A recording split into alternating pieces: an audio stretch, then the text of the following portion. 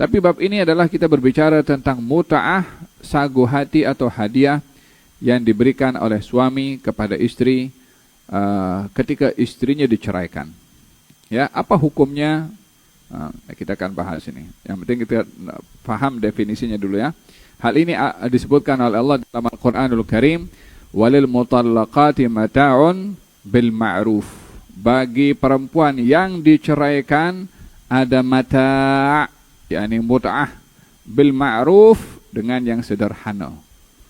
Kesederhanaan ini jumlahnya sederhana, maksudnya mengikut kepada kemampuan si suami untuk memberikan kepada istrinya. Ada yang mengatakan lebih kurang 1/4 daripada hasil gaji suami. Walaupun itu tertakluk kepada masing-masing mengikut uruf. Mungkin Malaysia beza dengan Indonesia, Indonesia beza dengan Brunei, Brunei beza dengan Singapura.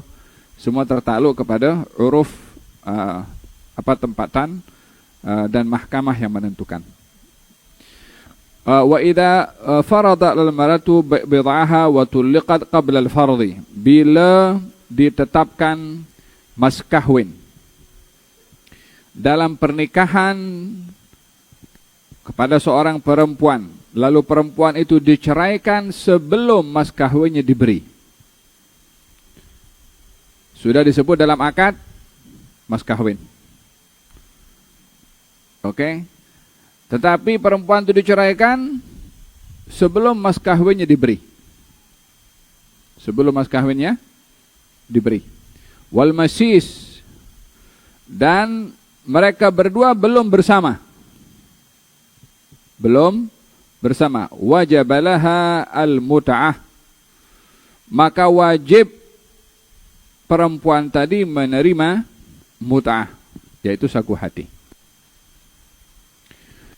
Ya, ini suami laki kahwin, perempuan entah berada di mana, lakinya berada di mana. Setelah ijab kabul dengan wakil ke atau dengan tidak, walhasil tak ada perjumpaan laki dengan perempuan. Si lelaki menceraikan.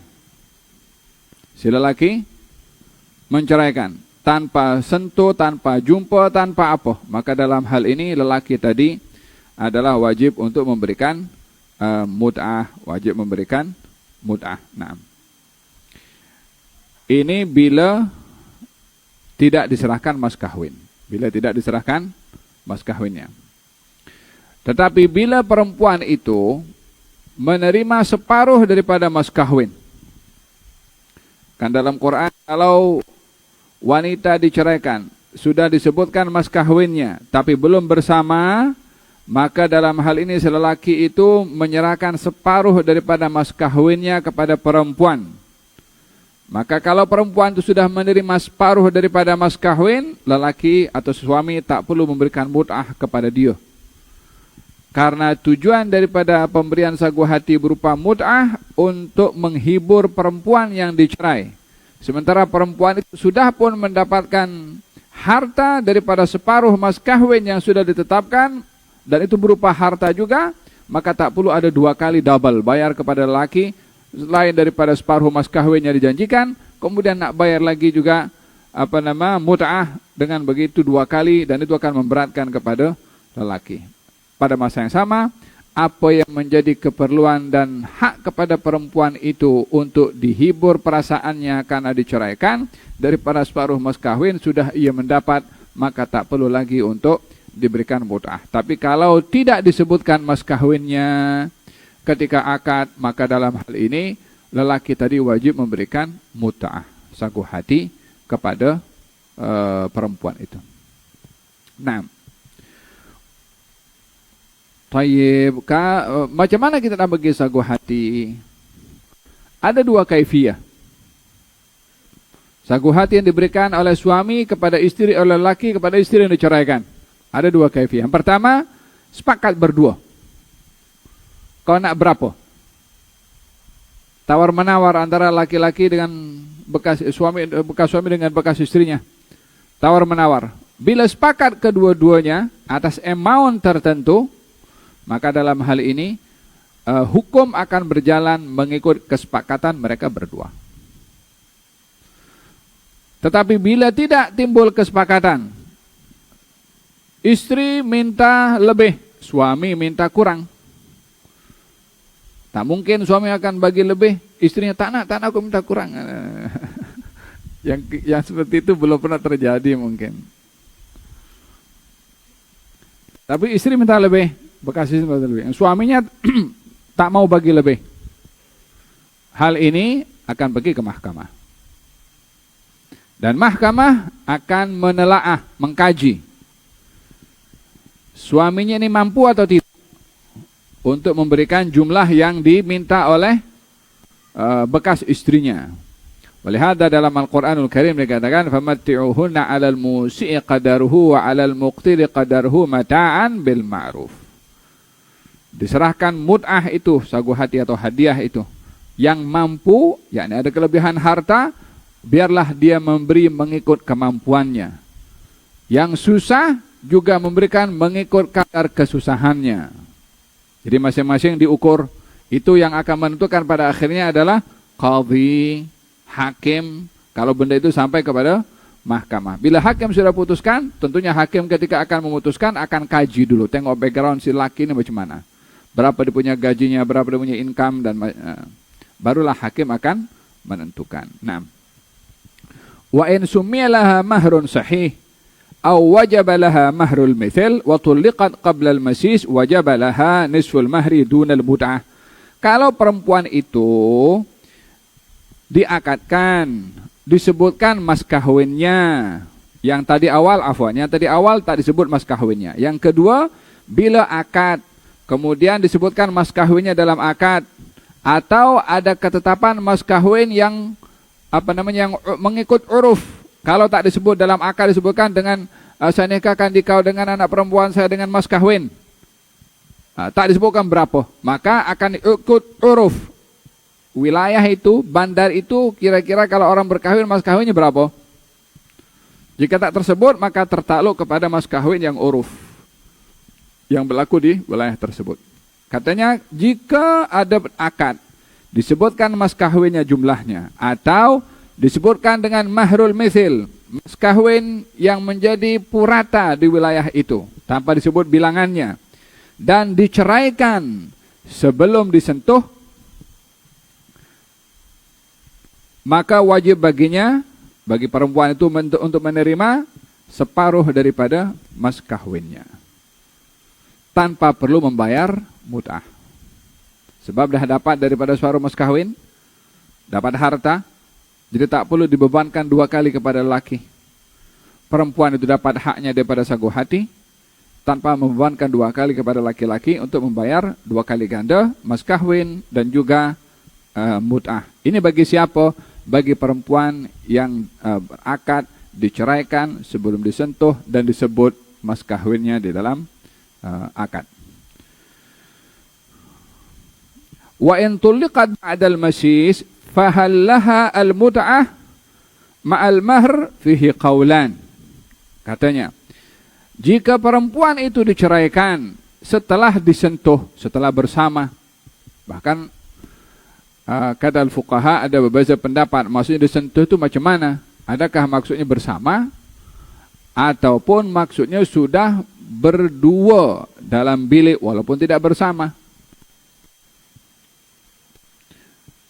Katanya kalau sudah sabit berdua, masuk dalam bilik, tutup pintu, khalas. Bila berlaku perceraian pada saat itu, maka sabitlah kepada perempuan itu untuk menerima sagu hati selain daripada mas kawin. Selain daripada mas kawin. Sebab thabata ad-dukhul, sudah dikatakan sudah ada dukhul, sudah bersama, walaupun hanya sekedar berdua di dalam bilik, karena ukuran bersama itu dilihat ketika sudah sabit berkhalwah antara suami istri dalam bilik. Dengan hal ini akan dikira dia sudah bersama. Jadi wa in tulliqat ba'dal masis, kalau diceraikan perempuan itu setelah disentuh atau setelah berkhalwah berdua, fahal laha mut'ah, adakah bagi perempuan itu wajib untuk menerima mut'ah sagu hati kalau diceraikan oleh suaminya? Katanya ada qaulan, ada dua pendapat. yakni yang mengatakan wajib dan yang mengatakan tidak. Walaupun dalam mazhab kita banyak dikatakan wajib untuk membayar mut'ah selain daripada mas kahwin. Kalau sudah dukhlah, sudah bersama. Kalau sudah thabit bersama. Selain mas kahwin dan juga mut'ah. Pendapat yang kedua mengatakan tidak wajib untuk membayar mut'ah. Apa sebabnya? Dia sudah dapat mas kahwin.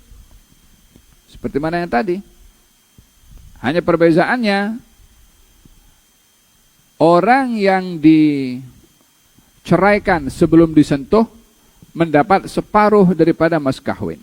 Tapi orang yang diceraikan setelah disentuh, maka dia mendapatkan full mas kahwin. Katanya dah dapat full mas kahwin, untuk apa lagi nak bayar sagu hati? Itu pendapat yang kedua, yang mengatakan tak perlu adanya mut'ah. Pendapat yang pertama, tidak. Mas kahwin, mas kahwin. Mas kahwin itu adalah hak yang menghalalkan laki-laki untuk menikmati istrinya. Tapi mut'ah adalah hak si istri ketika diceraikan. Sebabnya beza, mas kahwin untuk halal menikmati, sementara ini mut'ah adalah sagu hati ketika hatinya terluka karena diceraikan. Oleh sebab itu pendapat ini mengatakan wajib mas kahwin, mahar, wajib juga membayar mut'ah atau sagu hati. Ya. Taib. Dan semua ini yang saya jelaskan tadi, bila yang memulai perceraian itu laki-laki. Bukan perempuan yang minta. Kalau perempuan yang minta, khulu' contohnya. Atau perempuan yang paksa. Dan sabit di mahkamah, walaupun suaminya menceraikan, tetapi itu atas permintaan daripada si perempuan. Maka karena sebabnya perempuan, dia tak perlu untuk nak menerima sagu hati. Karena sagu hati itu perasaan dizalimi oleh yang dirasa oleh perempuan karena laki-laki. Kalau ini perempuannya sendiri yang minta, dia sudahlah minta cerai, minta duit juga. Walaupun perceraian itu sangat tidak digalakkan di dalam syariat. Na'am. Wa kullu furqatin waradat min jihati zawji bi islamin aw riddatin aw li'anin aw khul'in aw min jihati ajnabiyyin karradha fa hukmuhu hukmul talaq fi ijabil mut'ah. Wa kullu furqatin waradat min jihati al-mar'ati min islamin aw riddatin aw faskhin bil aibi aw bil i'sari lam yajib fihi al-mut'ah.